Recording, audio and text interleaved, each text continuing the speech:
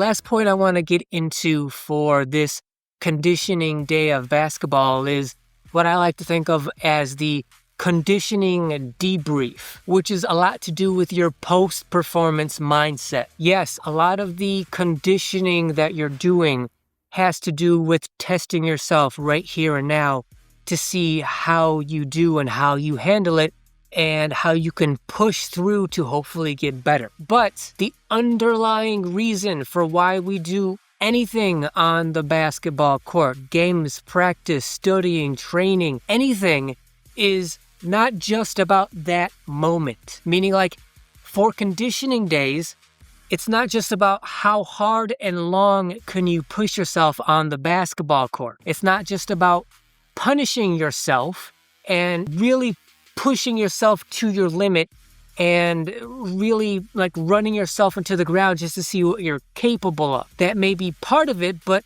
that's not really the point. The point of why you're doing that has to do directly with getting better in the future. It's all about progress. It's all about improvement. If you come out to the court for a conditioning day and you just destroy yourself, but there's no real improvement, there's no real progress made directly because of it, then you just made a major basketball mistake. Because one of the universalities of us being on the basketball court is we're on the basketball court, we're doing basketball stuff when we don't have to. We choose to because it's fun, it's enjoyable. And one of the key hallmarks of why it's fun and enjoyable is because of the progress and improvement that can be made as basketball players. If you come out here for a conditioning day and you just drive yourself into the ground hour after hour, but then no real improvement or progress comes of it, then you've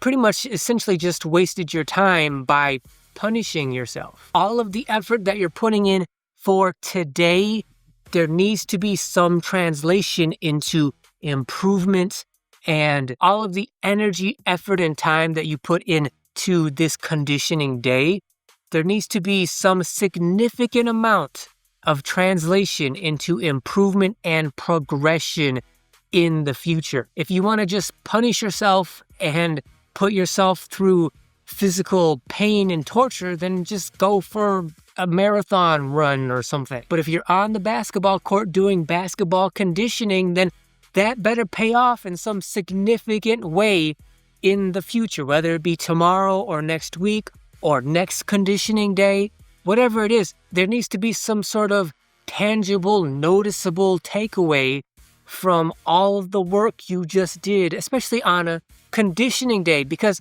not only are you working on your conditioning for your endurance, but because you're out there for such a long amount of time, that's a lot of practice, a lot of skill and ability that you can be building in that 4, 6, 8 amount of time that you just spent on the court. It's not just about endurance.